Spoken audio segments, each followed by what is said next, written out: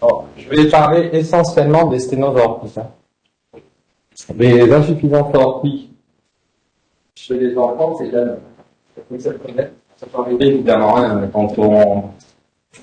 quand on dilate par exemple une valve aortique en période néonatale, on peut avoir une insuffisance aortique, mais c'est bien trop élevé. Les insuffisances aortiques de nouveau chez les enfants, c'est exceptionnel. Les bicus fibrilles, c'est la source essentielle des fuites valvulaires aortiques, ce sont les valves bicuspides. Et les bicuspides fuient, évidemment, mais plutôt vers l'adolescence. Plus on vieillit, plus les valves bicuspides peuvent potentiellement fuir. Puis elles peuvent évoluer sur une maladie aortique, avec une sténose bipide. Mais en fait, la fuite valvulaire aortique chez l'enfant c'est exceptionnel, c'est vraiment plus iatrogène, donc je ne vais pas tellement en parler. Parce que le traitement, il est simple, c'est qu'il n'y en a pas beaucoup. Chez les ados adultes, il y a des traitements, il y a des méthodes chirurgicales qui permettent de conserver des valves bicuspides, mais c'est plutôt des adultes. Chez les enfants, c'est très expérimental. Donc on va se concentrer sur les sténoses valvulaires, sur les sténoses aortiques, c'est déjà pas mal, je pense. Merci, tu es parfait. T'es pas parfait, mais c'est bien. Merci beaucoup. Avec plaisir. Ça marche pas, ça marche. Donc, quand on opère une sténose aortique, alors les sténoses aortiques, vous allez voir dans l'exposé, comme c'était fait au cours précédent, il y a différents étages possibles. Soit ça concerne l'anneau aortique, qui est souvent un peu hypoplavique et la valve aortique. Soit ça concerne l'étage qu'on appelle des sténoses supravalvulaires aortiques. Donc ça concerne assez souvent les sinus de Valsalva. Dans les cas assez exceptionnels, ça peut s'étendre à la haute ascendante et parfois un peu au-delà. Et on a également les sténoses sous-valvulaires aortiques. Alors là, vous verrez, il y a des classifications. En gros, les sténoses sous-valvulaires aortiques, il y a deux groupes. Le premier groupe, ce sont des sténoses très localisées. C'est essentiellement, vous verrez, des membranes, des anneaux fibreux qui viennent obstruer la chambre de chasse de l'ventricule.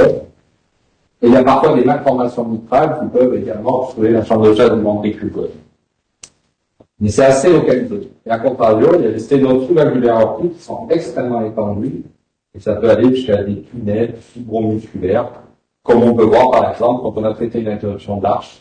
Ça se passe bien par le néonatal, l'enfant grandit, et 2, 3, 4 ans, 5 ans plus tard, il revient avec un obstacle sous-aortique étendu, avec un tunnel fibromusculaire, et vous verrez ce qu'on peut proposer comme type de traitement chirurgical.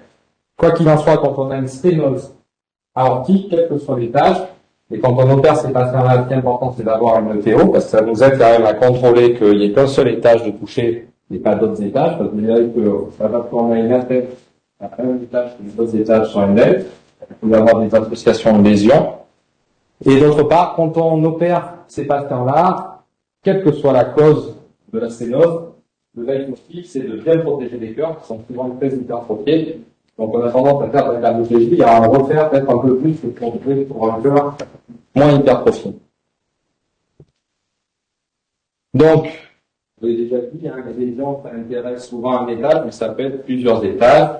Et donc on les divise en sténoses supravalvulaires aortiques. Alors c'est pas les plus fréquentes. Les sténoses valvulaires aortiques sont plus fréquentes. Et les sténoses sous-valvulaires aortiques, entre ces deux groupes, vous voyez que leur incidence est un peu plus faible. Globalement, ces sténoses valvulaires aortiques, c'est quand même relativement fréquent, puisque ça représente entre 5 et 10% des cardiopathies congénitales. Donc c'est pas si rare que ça. Alors on va commencer par les sténoses supravalvulaires aortiques. Donc l'étiologie, c'est essentiellement le syndrome de Williams, où on a une atteinte génétique avec de l'élastine qui n'est pas normale. Et vous voyez qu'on a assez souvent ces atteintes dites en sablier, avec un sinus de Valsalva qui a un diamètre subnormal et une sténose qui se situe entre la jonction sinotubulaire et la distalité de l'aorte ascendante. Et ça, c'est vraiment une image typique en sablier d'une sténose supravalvulaire aortique. Donc là, vous voyez, alors on ne fait plus aujourd'hui sur cette section des images angiographiques comme celle-là, mais on peut voir quand même, c'est intéressant, que les coronaires naissent évidemment avant la sténose, et que là, pour le coup, les deux sont bien perfusés, ce n'est pas toujours le cas, puisqu'on peut avoir dans ces sténoses supravalvulaires des atteintes coronaires. Et on y reviendra là-dessus. Aujourd'hui, on a un traitement de référence chirurgicale qui détruit ces sténoses supravalvulaires aortiques. C'est l'intervention de Bromm. L'intervention de Bromm qui consiste à élargir les 3 sinus de la valva aortique. Vous verrez comment on fait.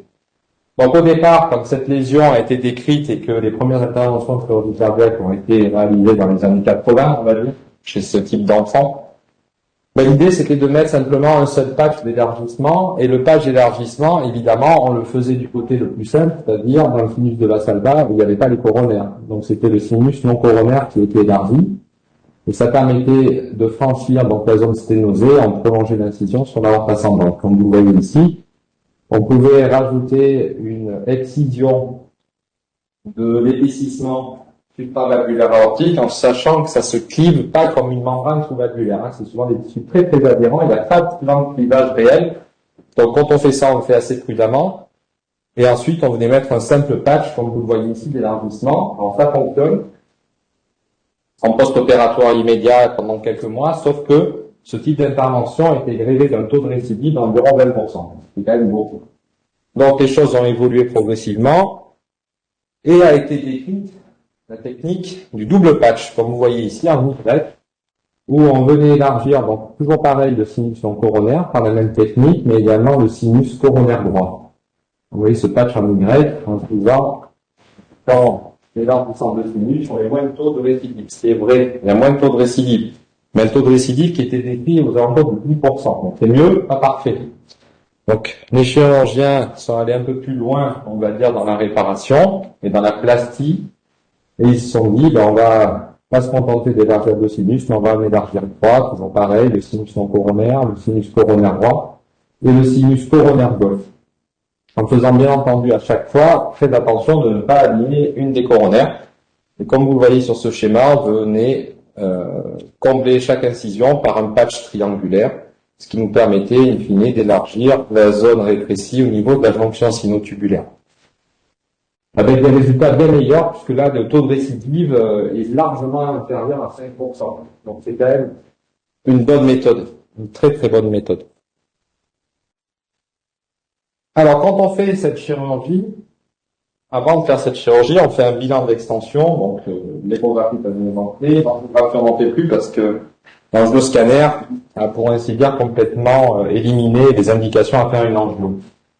L'idée du scanner, c'est d'aller rechercher une extension de cette sténose supravalvulaire aortique et de voir si cette sténose se prolonge plus ou moins sur l'aorte ascendante, éventuellement sur les troncs supra-aortiques ou la crosse de l'aorte. Parfois, ça peut même aller jusqu'à l'aorte, jusqu'au début de l'aorte thoracique descendante, qui pose des problèmes spécifiques, évidemment, en termes de technique chirurgicale et de protection de l'ensemble de l'organisme et du cœur. C'est des interventions beaucoup plus complexes, évidemment.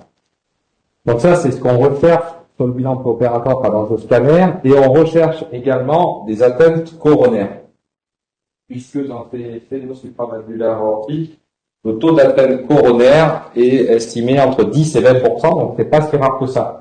C'est pas forcément très parlant d'ailleurs en préopératoire, on n'a pas forcément des grandes anomalies à l'électrocardiogramme ou échographique avec des dysfonctions cardiaques, parce que ce sont des lésions qui se fait très progressivement.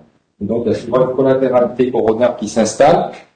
Mais il n'empêche que quand on les opère, il faut traiter ces lésions-là. Parce que l'enfant va grandir et puis on ne sait pas trop ce que ça va devenir. Hein. Et enfin, c'est assez fréquent dans les Williams, il y a des sténoses supravalvulaires aortiques, mais il y a également souvent des sténoses plus ou moins diffuses de l'ensemble de l'arc pulmonaire.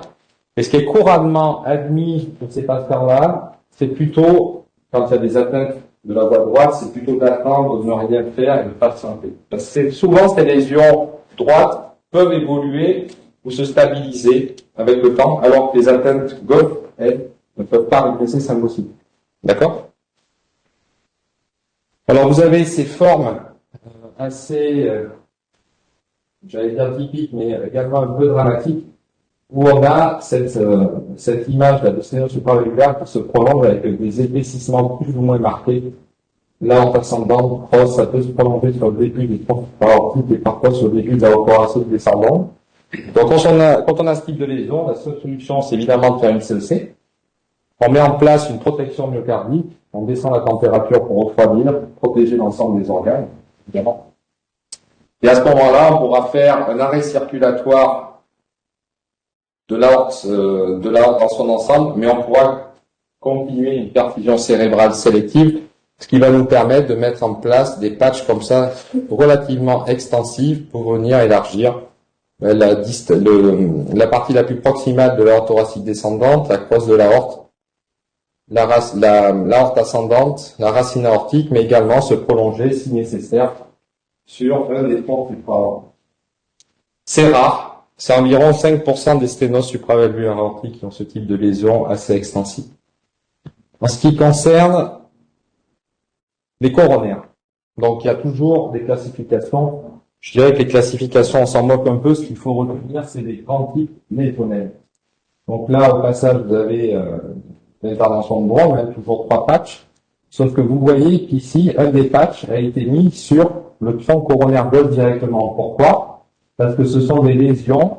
Donc vous avez la sténose supravalvulaire et vous avez une sorte d'engainement de cette fibrose qui se poursuit sur les premiers millimètres de l'origine du tronc gauche. Vous avez cette image, c'est la même ici.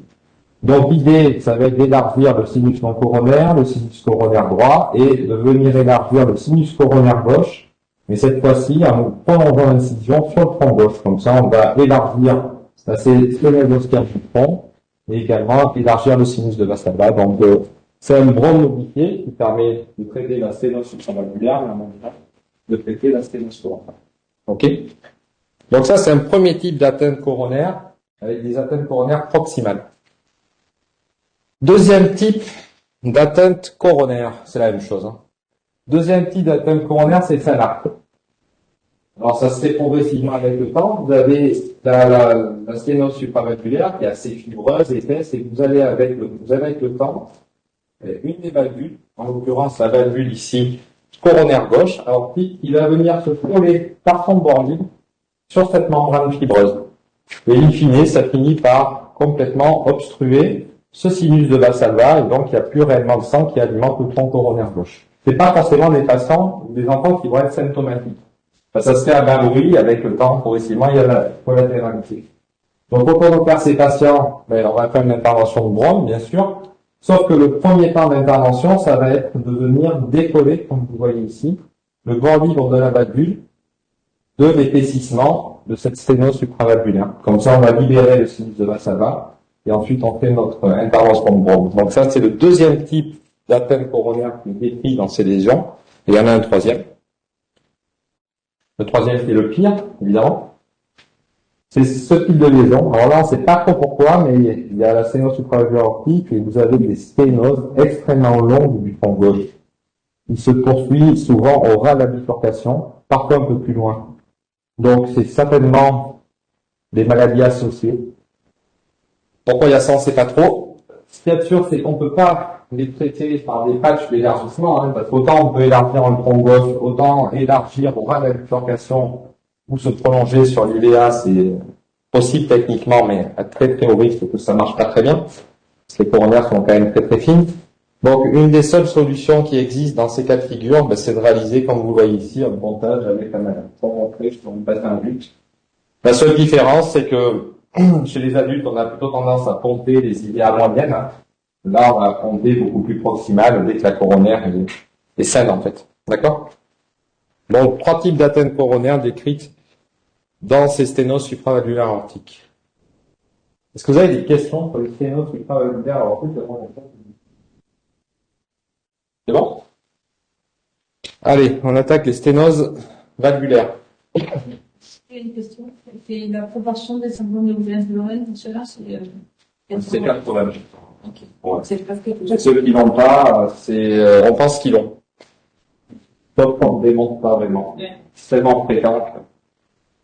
C'est au moins 80%. Les sténoses valvulaires. Alors, il y a 2 formes cliniques. C'est tout le temps, pour ainsi dire tout le temps. Il n'y a jamais de toujours en médecine, mais quand on a une sténose valvulaire aortique, c'est très souvent des valvules. C'est presque tout le temps des valves bicuspides. Il y a des exceptions, hein, évidemment. Et on a deux formes cliniques, donc soit on a la forme de la bicuspidie qui malheureusement va parler très très tôt en période néonatale ou chez le jeune nourrisson. Et puis on a des formes cliniques un peu moins, on va dire méchantes, qui vont parler chez des enfants plus grands, des ados, et puis parfois ça va se prolonger dans la vie, ça commencera à parler, à être symptomatique, échographiquement ou cliniquement, chez des adultes beaucoup plus âgés. Donc il y a un continuum. Mais il y a quand même deux formes cliniques, celles qui se présentent très tôt après la naissance et les autres, quoi, je dirais. Alors pourquoi? Parce que vous doutez bien que les plus compliqués à traiter, c'est celles qui apparaissent chez les tout petits, on n'a pas des masses de très très bonnes solutions. Si ce n'est de se dire, il y a une sténose, on va essayer d'ouvrir sans trop abîmer la valve, mais on va essayer de gagner du temps pour s'ouvrir des solutions plus tard qui seront faisables avec des résultats acceptables. Donc avec le roi, en remplacement valvulaire, essentiellement. Donc chez le nouveau-né, et le nourrisson, qu'est-ce qu'on a comme tactique pour essayer de rendre ces valves bicuspides très épaisses, très malades, acceptables pour pouvoir poursuivre la croissance de l'enfant? Les techniques, elles sont un peu du bricolage, pour être honnête. Si on a une valve bicuspide avec une commissure qui est fermée, le but du jeu, ça va être d'ouvrir cette commissure, c'est ce qu'on appelle une commissurotomie. Il y a très souvent des bords libres valvulaires qui sont extrêmement épaissis avec des ailes croissantes, mais on essaie d'affiner ces valvules pour qu'elles soient un peu plus mobiles et qu'elles s'ouvrent mieux, etc. Le but, c'est d'ouvrir, de gagner un petit peu en termes de gradient, parfois on gagne un peu plus qu'un peu, mais surtout d'éviter de créer une valvulaire aortique qui est sévèrement mal tolérée, puisqu'on aurait encore une sténose résiduelle plus une pite aortique. Donc ça, c'est le cas de figure où on ne veut pas se mettre. Donc on est prudent. Donc ça, c'est la tactique chirurgicale. Il y a des centres, plus aux États-Unis, qui ont comme tactique de dilater. La chirurgie ne vient qu'en cas de catastrophe de cathétérisme, c'est-à-dire on va dilater la pénétrie, donc la chirurgie arrive dans un deuxième temps. En France, on est plutôt globalement, on opère. Plutôt. Il y a des exceptions, mais globalement on opère. Dans un premier temps, on gagne du temps pour une deuxième chirurgie. Les États-Unis, on dilate. Et tout le monde dit, évidemment, avoir raison. C'est toujours comme ça. Il n'y a pas dans la littérature de tactique qui ressort comme étant vraiment supérieure l'une par rapport à l'autre, en étant honnête. Donc vous avez ces formes anatomiques, donc ça c'est des schémas, il y en a plusieurs. Donc là, vous avez la forme qu'on voit quasiment jamais. C'est une valvule aortique avec trois cusps relativement équilibrés. Donc ça serait une valve tricuspide, sauf que vous voyez que les trois commissions sont plus ou moins fusionnées, le but du jeu c'est de les ouvrir. Là vous avez une valve bicuspide, ça c'est beaucoup plus fréquent. Vous avez alors en fait les deux commissions qui sont un peu fusionnées, le but du jeu c'est d'ouvrir. Là vous avez plutôt une valve unicuspide qui s'ouvre que sur une seule commission qui est fusionnée, on ouvre que ça là. Bon, c'est jamais aussi beau que ça. C'est souvent un mixte de lésions, et le but c'est d'ouvrir la bonne commissure, pas se tromper, et de gagner un peu sans créer de fuite valvulaire aortique. Donc vous avez ces autres schémas qui représentent exactement ce qu'on fait au opératoire, donc une valve bicuspide, deux commissures. Là vous avez souvent ce râpé sur une des deux valvules qui n'est surtout pas à ouvrir, parce que si on ouvre ça, ça fait une fuite majeure et massive, parce que c'est une fausse commissure. Par contre, là, vous avez deux vraies commissions valvulaires, c'est ça qu'on peut ouvrir. Et une fois qu'on a fait ça, très souvent, on a ces épaississements fibreux valvulaires qu'on essaie de scalper pour affiner la valve. Et là, c'est une valve bicuspide qui est ouette. Chez le plus grand enfant, rarement en période néonatale, parce que d'abord c'est petit, c'est compliqué à faire, les tissus sont quand même trop fragiles. Mais chez les enfants un peu plus grands, on peut, dans certains cas, mettre des patchs, comme vous le voyez ici, en péricarde, pour essayer de recréer une valve aortique tricuspide. Mais pas en période néonatale. Ça n'y arrive pas. Donc, je vous ai dit l'essentiel. Donc, on a une sténose valvulaire aortique néonatale. on ouvre sans créer de fuite si possible. Et si on a une sténose résiduelle, qu'on a gagné un peu, ben, ça veut dire que l'enfant va peut-être pouvoir gagner, grandir un peu jusqu'à l'âge de 6 mois, 1 an. Et puis ensuite, on voit. On peut éventuellement avoir un temps de cathétérisme pour essayer de redilater. Et si ça marche pas, ben, il y a d'autres solutions. On y reviendra. Alors, des questions sur les sténoses valvulaires aortiques? Vous avez parlé de l'intervention de Ross. Quand est-ce qu'on change Quand est-ce qu'on change quand on a plus de solution? C'est compliqué. On essaie de conserver la valve des patients, mais quand elle est trop épaissie, trop calcifiée, trop fibreuse, bon, il a déjà été opéré une fois avec un geste de cathétérisme, parfois opéré 2 fois, on n'a plus de solution. La seule solution, c'est de changer la valve. Donc changer la valve, on va dire que chez les patients de moins de 40 ans, et a fortiori chez les plus jeunes, la seule solution acceptable, c'est de prendre la valve pulmonaire, la mettre à la. D'accord? Les sténoses sous-valvulaires. Alors, les sténoses sous-valvulaires, je vous l'ai dit, soit c'est localisé, et c'est représenté en très très grande majorité des cas, c'est ça. Membrane fibreuse. J'aurais dû mettre plus. Et puis après, il y a tout le reste. Qui n'est pas si rare que ça, quand même. Mais c'est plus. Le premier 3 plus, les autres c'est plus.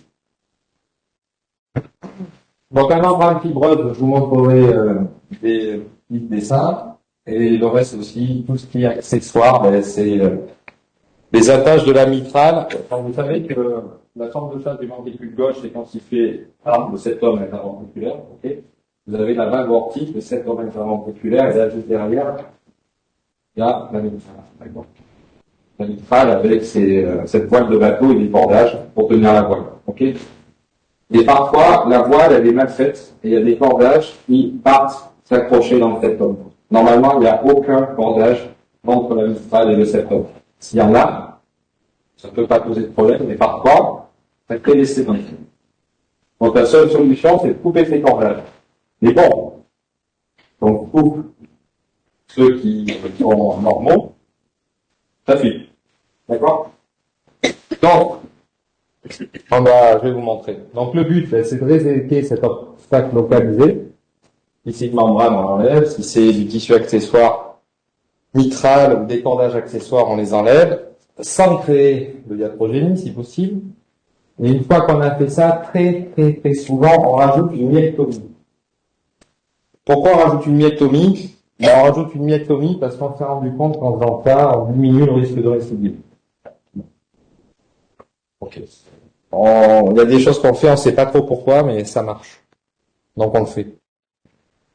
Membrane sous-aortique, c'est ça. Donc vous avez l'aorte ascendante qui est ouverte, on a soulevé les valvules et vous avez cette membrane fibreuse qui est quasiment circulaire, qu'on va venir cliver complètement pour enlever l'obstacle sous-aortique. Ça, c'est le cas de figure idéal, c'est parfait. Sauf que c'est jamais tout à fait comme dans une miroir, parce que parfois, cette membrane fibreuse, elle peut remonter un peu sur une ou plusieurs valvules et détacher la membrane des valvules. C'est possible, mais c'est plus compliqué. Et on prend le risque d'abîmer des valvules et donc de créer une fuite valvulaire aortique. Bon, parfois, on laisse un peu de membrane sur une des valvules. La valvule bouge un peu moins bien que les autres, mais au moins, il n'y a pas de fuite aortique, c'est pas si mal que ça. Et en fin de procédure, je vous l'ai dit, une fois qu'on a enlevé la membrane, très souvent, on enlève un petit bout de muscle. Comme ça. Je vais pas rentrer trop dans le détail, mais il y a des zones où on sait qu'on peut aller sans créer de problème, de bloc. Donc, on sait où on va pour éviter ça. Ok. Alors, pourquoi est-ce qu'on enlève la myectomie? En fait, on le fait parce que on sait à peu près que dans ces membranes sous-aortiques, il y a des anomalies anatomiques de la chambre de chasse du ventricule gauche. La normale fait que, on va dire qu'il y a une sorte de shape qui est chez 95% des gens, mais il y en a d'autres pour plein de raisons. Qui fait que ce shape est un peu moins bon, donc le flux est un peu moins laminaire et ça fait certainement que c'est normal. Bon, ça a été décrit que on peut avoir, par exemple, vous savez qu'entre une valve mitrale et la valve aortique, il y a une continuité fibreuse, c'est que le peau d'alpha. Mais chez ces patients-là, parfois, on a une interposition de muscles entre la valve mitrale et la valve aortique. Donc, ça rallonge un peu la chambre de choc. Il y a une association de phénomènes qui fait que, sûrement, il y a un environnement pour créer la survie de ces membranes. Donc, le fait peut-être d'enlever un peu de muscle, on ouvre un peu, ça fait pas de mal, quoi. Mais on n'a pas trop compris tout encore, hein. En tout cas, en faisant cette myectomie, le taux de récidive, parce qu'il y a des récidives, malheureusement, il est inférieur à 5%. Si on fait pas de myectomie, c'est supérieur à 10. Donc ça, c'est toutes les anomalies mitrales possibles dont je vous ai parlé, hein, entre la valvule antérieure, très souvent, la face ventriculaire de la valvule antérieure et le septum. Normalement, il n'y a pas d'attache entre la valvule antérieure de la mitrale et le septum. Là, vous voyez, on peut même avoir des pseudopiliers. Bon, on fait des myectomies, et puis si on a bien checké tout ça, tac, on sectionne. Normalement, il n'y a pas de fuite. Vous avez ces anomalies là, par exemple aussi, hein. Alors là, c'est ce qu'on appelle un faux cordage entre une tête de pilier et le septum. Normalement, il n'y en a pas. Donc ça, pareil, on sectionne. Et le fait de sectionner, on est bien d'accord que ça ouvre complètement l'espace sous-aortique. Les cas de figure sont multiples. Il y en a plein. Je vais passer assez vite, juste pour vous montrer. Voilà. Ça, par contre, on le voit de temps en temps. Ça, c'est du tissu mitral accessoire.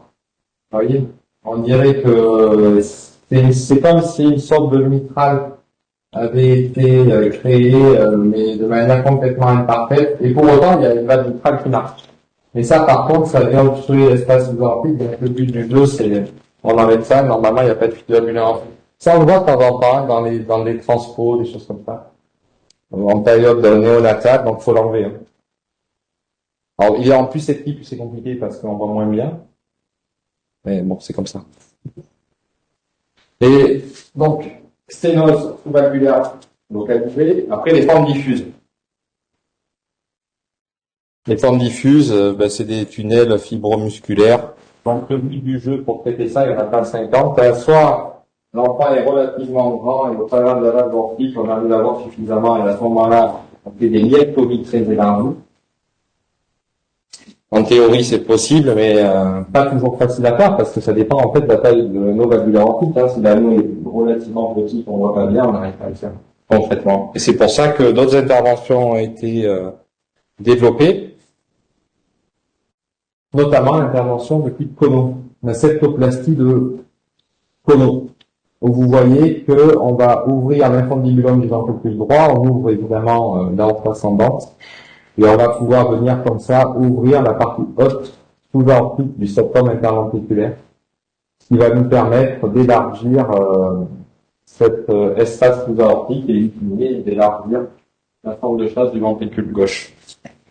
Donc ça, les indications d'une septoplastie Cono isolée, elles sont rares, mais il y en a de temps en temps. Hein. Il y a des syndromes de Noonan, par exemple, qui ont des tunnels fibromusculaires relativement importants, sous-aortiques, avec pour autant une valve aortique et une valve aortique de taille normale. Et c'est très très compliqué d'aller traiter ça, surtout chez les enfants de 3, 4, 5 ans par valve aortique. Donc, on peut être amené à faire cette septoplastie-là de Cono. D'accord? Bon, la progénie de ça, elle n'est pas très compliquée à comprendre. Hein. On fait une CIV volontairement, on met un patch, bon, mais il y a quoi, un risque de CIV résiduel. Ok. Plus on remonte l'incision septale vers l'aorte, plus on risque d'abîmer la valvule aortique, donc risque de fuite valvulaire aortique. Et la règle très compliquée, et assez souvent, quand même, faut pas oublier que quand on met un patch d'élargissement comme ça, côté ventricule droit pour élargir le septum, de temps en temps, il ne faut pas fermer directement l'infundibulum et mettre un patch pour pas qu'il y ait d'obstacles sous-pulmonaires. Donc les problèmes post-opératoires, je viens de vous les dire, et il coule un peu de source. Et évidemment que les choses sont toujours un peu plus complexes que ce qu'on imagine, parce que, évidemment, on peut avoir des atteintes à plusieurs étages. Quand c'est isolé, c'est bien, c'est parfois déjà complexe, on fait plusieurs étages, mais il faut trouver des solutions. Donc assez fréquemment, par exemple, on peut avoir des sténoses sous-valvulaires diffuses et également valvulaires. Ben, ça, c'est le cas avec l'option de large qui a été opérée, en néonatal, et 2-3 ans plus tard, il revient obstacle sous-aortique, mais avec un anneau aortique de taille unique et souvent une valve bicuspique qui est moyenne. Donc la seule solution, ben, c'est d'élargir l'espace sous-aortique et souvent de remplacer la valve aortique. Donc on dirige des interventions de type ROS, on règle l'anneau aortique à valve, cono, Ross-Cono, pour élargir également l'espace sous-aortique. Je vais vous donner quelques exemples. Alors, vous posez la question de ce qu'on fait quand une valve aortique, on a déjà dilaté ou traité chirurgicalement et que l'enfant revient parce qu'il a toujours une valve aortique qui est sténosante ou parfois mixte, une maladie aortique mixte. Le plastique, c'est ça, c'est faire l'intervention de Ross. On prend la valve pulmonaire et on vient la mettre à la place de la valve aortique. Okay. Le Ross classique, pas de souci. Je reviendrai là-dessus. Et par contre, ou à contrario, quand on a, comme je viens de vous le dire là, un obstacle sous-aortique associé, ben, la seule solution est de faire un ROS. Là, vous voyez que la valve pulmonaire a été prélevée, mais on va également inciser le septum interventriculaire, ce qui nous ouvre l'espace sous-aortique. Et ensuite, on va faire ce qu'on appelle donc un ROS crevé. Donc la valve pulmonaire a été prélevée, tac, on va la réimplanter. On peut prélever un peu de ventricule droit, là, comme vous le voyez ici avec l'autogreffe, ça va nous permettre d'élargir l'espace sous-aortique. On réimplante les coronaires. Et ensuite, on met ce qu'on veut, une homogreffe ou une tube BDAP, et on a réglé les lésions de 2 voire de 3 étapes. D'accord? Et puis, ce schéma, c'est pour vous dire que, bon, le ROS-Cono, c'est ce qu'on utilise chez les enfants de manière, le cono. Enfin, le cono, le ROS-Cono, le ROS, ce qu'on utilise de manière prioritaire chez les enfants, évidemment, pour éviter tous les aléas des valves biologiques. Je passe là-dessus, et les valves mécaniques, évidemment, avec les anticoagulants. Mais il y a des cas de figure divers, pour lesquels on a besoin d'élargir plusieurs étages de la voie sortie du ventricule gauche, et pour autant, la valve pulmonaire, pour X raisons, n'est pas utilisable. Alors, il faut bien trouver une solution quand même. Et la solution, ça peut être celle-là, vous voyez. Donc, on ouvre la aorte ascendante, on ouvre l'anneau aortique, on va enlever la valve aortique, on va également ouvrir le septum interventriculaire. Bon, ça, ok. Et après, on va mettre en place une valve aortique, comme vous le voyez ici, et on va recouvrir tout ça avec un patch. Donc ça, c'est une sorte de cono qui va nous élargir le septum interventriculaire. Ça nous permet également d'élargir l'anneau aortique et donc de mettre une valve aortique de taille comme là. Et ensuite, le reste du patch permet d'élargir l'aorte ascendante. Donc ça, c'est pas un ROS, il n'y a pas d'autogreffe pulmonaire. C'est ce qu'on appelle un ROS cono, mais c'est ce qu'on appelle un cono avec une valve aortique mécanique. D'accord? Et la iatrogénie, tout ça, parce que quand on fait quelque chose, il y a toujours de la iatrogénie. Bon, c'est des interventions longues, assez complexes, donc le risque de dysfonction ventriculaire par atteinte coronaire. On prélève les coronaires, on les réimplante, c'est possible. La protection myocardique, ok. C'est souvent des cœurs hypertrophiés, donc il y a quand même un package qui fait qu'il peut y avoir des dysfonctions ventriculaires. Insuffisance valvulaire aortique. Bon, si on fait un cono isolé, je vous l'ai dit, on peut avoir un risque d'atteinte valvulaire aortique. Le BAD. Je ne pas là-dessus, mais quand on fait un cono, il y a entre 5 et 10% de BAD. 3. Normal, on ouvre le septum interventriculaire, en général, il y a, possiblement, on peut comprendre qu'on abîme le nœud avec. C'est les tissus de conduction, c'est iatrogène, dès qu'on fait un cono, il y a un de ces iatrogènes, et les obstacles résiduels. Les obstacles résiduels, si par exemple, vous partez pour faire un cono isolé parce qu'il y a un obstacle aortique, vous le faites, ok. Et au contrôle théo, on se rend compte que finalement, ce qu'on vous est correct en termes d'anneau valvulaire aortique et de valve aortique, ben, ça sténose. Ça veut dire qu'il faut trouver une autre solution. Vous avez des questions pour tout ça? Mais bon. Allez, à bientôt. Bon après-midi.